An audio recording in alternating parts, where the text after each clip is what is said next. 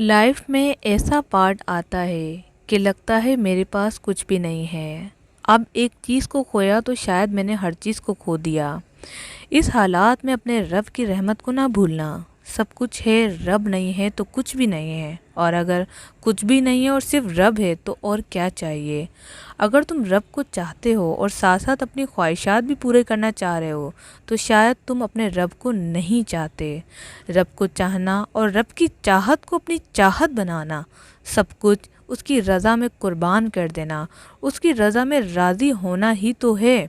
बस अपने यकीन को मजबूत रखिए। कभी जब जहन में वसवसे तंग करने लगे या जहन में अजीब ख्यालात आने लगे तो आंखें बंद करके एक लंबी सांस लेकर ये पढ़ो, अल्लाह अकबर, अल्लाह अकबर, अल्लाह अकबर।